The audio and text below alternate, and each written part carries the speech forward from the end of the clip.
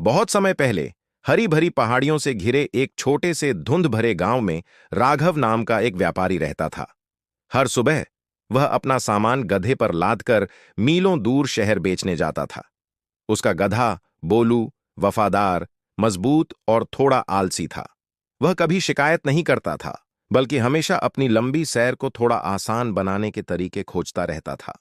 राघव बोलू से दोस्त की तरह प्यार करता था, लेकिन व्यापार तो व्यापार ही होता है। हर दिन वह बोलू की पीठ पर दो बड़े बोरे लादता, कभी अनाज से, कभी चीनी से और कभी नमक से। वे दोनों मिलकर एक संकरे पुल को पार करते थे, जो एक तेज बहती नदी के ऊपर बना था। बोलू ने संघर्ष किया, लेकिन जल्द ही भीगा और कांपता हुआ नदी के किनारे चढ़ गया। फिर कुछ अजीब हुआ, उसे हल्का महसूस हुआ, काफी हल्का। जो बोरे कभी पत्थर जैसे लगते थे, अब उनका वजन लगभग नगण्य था।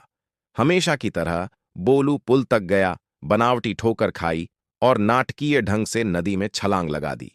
छप! बोरे अब और भारी हो गए थे, इतने भारी कि उसके पैर कांप रहे थे।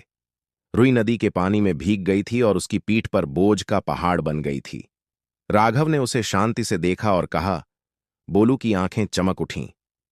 उसने कुछ खोज लिया था, कुछ चतुराई भरा।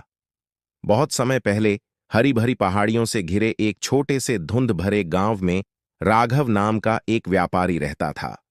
हर सुबह वह अपना सामान गड्ढे पर लादकर मीलों दूर शहर बेचने जाता था। अगली सुबह जब राघव ने उस पर फिर से नमक लादा और वे पुल के पास पहुंचे, तो बोलू फिसलने का नाटक करने लगा। छप! सीधे पानी में। राघव ने आह भरी। एक बार फिर नमक गायब हो गया और बोलू बिना किसी वजन के खुशी खुशी बाकी रास्ता दौड़ता रहा। तो एक सुबह राघव मन ही मन मुस्कुराया और बोरों को नमक से नहीं, बल्कि रुई से भर दिया। राघव ने अंदर देखा और पाया नमक पानी में घुल गया था, लेकिन जब वह खड़ा हुआ तो वह मानो जम गया। बोलू ने हिलने की कोशिश की, लेकिन बोझ तले उसके घुटने मुड़ गए। उसकी चालाकी उसी के खिलाफ हो गई थी।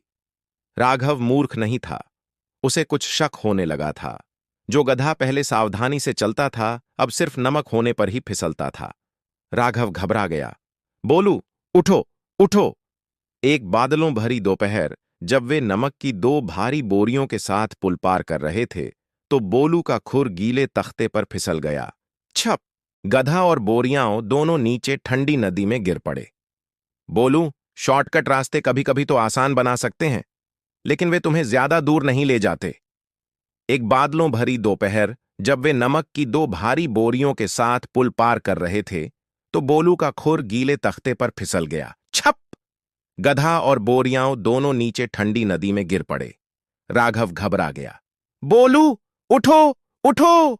बोलू ने संघर्ष किया, लेकिन जल्द ही भीगा और कांपता हुआ नदी के किनारे चढ़ गया। फिर कुछ अजीब हुआ, उसे हल्का महसूस हुआ, काफी हल्का। जो बोरे कभी पत्थर जैसे लगते थे, अब उनका वजन लगभग नगण्य था। राघव ने अंदर देखा और पाया नमक पानी में घुल गया था। बोलू की आंखें चमक उठीं। उसने कुछ खोज लिया था, कुछ चतुराई भरा। अगली सुबह जब राघव ने उस पर फिर से नमक लादा और वे पुल के पास पहुंचे, तो बोलू फिसलने का नाटक करने लगा। छप! सीधे पानी में। राघव ने आह भरी। एक बार फिर नमक गायब हो गया और बोलू बिना किसी वजन के खुशी खुशी बाकी रास्ता दौड़ता रहा। उसने यह करतब फिर दोहराया और फिर, लगातार 3 दिन तक। राघव मूर्ख नहीं था, उसे कुछ शक होने लगा था। जो गधा पहले सावधानी से चलता था, अब सिर्फ नमक होने पर ही फिसलता था। तो एक सुबह राघव मन ही मन मुस्कुराया और बोरों को नमक से नहीं, बल्कि रुई से भर दिया। हमेशा की तरह बोलू पुल तक गया, बनावटी ठोकर खाई और नाटकीय ढंग से नदी में छलांग लगा दी। छप! लेकिन जब वह खड़ा हुआ तो वह मानो जम गया। बोरे अब और भारी हो गए थे, इतने भारी कि उसके पैर कांप रहे थे। रुई नदी के पानी में भीग गई थी और उसकी पीठ पर बोझ का पहाड़ बन गई थी। बोलू ने हिलने की कोशिश की, लेकिन बोझ तले उसके घुटने मुड़ गए। उसकी चालाकी उसी के खिलाफ हो गई थी। राघव ने उसे शांति से देखा और कहा। बोलू, शॉर्टकट रास्ते कभी कभी तो आसान बना सकते हैं, लेकिन वे तुम्हें ज्यादा दूर नहीं ले जाते। उस दिन बोलू ने एक दर्दनाक लेकिन अनमोल सबक सीखा। उसके बाद से उसने फिर कभी गिरने का नाटक नहीं किया। उसने हर बोझ धैर्य और ईमानदारी से उठाया और किसी तरह अब सफर इतना लंबा नहीं लगता था। और कभी-कभी जब राघव पुल पार करता और नीचे शांत नदी को देखता तो वह मुस्कुरा देता, क्योंकि वह जानता था कि सबसे आलसी गधा भी सबसे चतुर सबक सीख सकता है, मुश्किल तरीके से।